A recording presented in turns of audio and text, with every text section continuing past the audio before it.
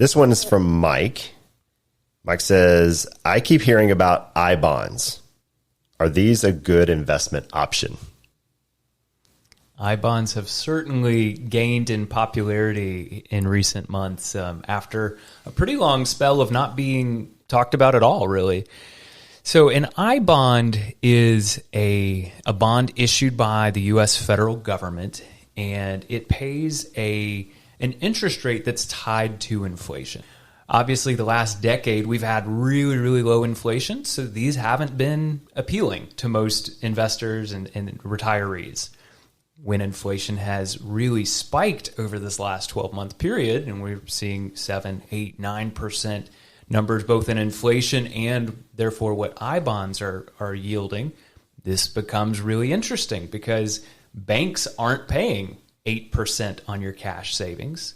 So we're getting this question a lot. So let's talk a little bit about how I bonds work, what they do and what they don't do, and what you need to know before you jump into them.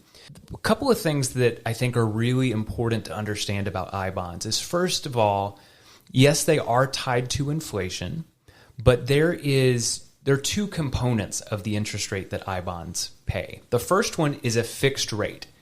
And currently, that's at 0%. Not very attractive, but there's also an inflation rate or a variable rate, which is tied to current inflation numbers.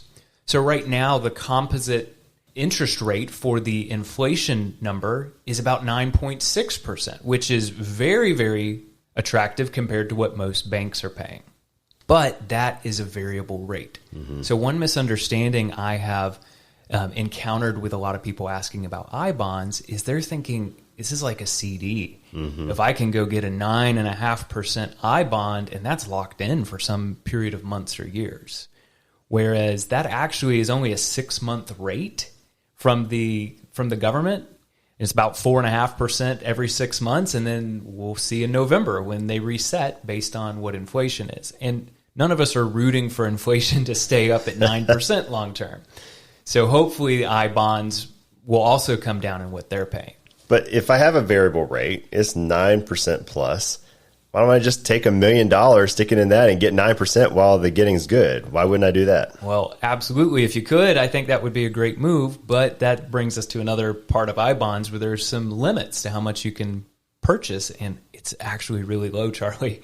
You can only put $10,000 per person into I bonds. There are a couple of ways you can get a little bit more. Like if you've got a federal tax refund due, you can take up to $5,000 of that in I bonds. But in the grand picture for most of our clients, being able to put $10,000 to $20,000, $30,000 in I bonds at that 9% interest currently, that's not going to materially change their retirement outlook. So on $10,000, we're talking $900 of interest over the next year. That's great compared to what 1 or 2% in the bank will do. Yeah. But again, that's not really going to move the needle on, oh, now we can take that trip to Europe because we got 9% interest on $10,000. So the other thing to know is there's some liquidity restrictions. When you put money into I bonds, it's locked up for a year. You can't touch it.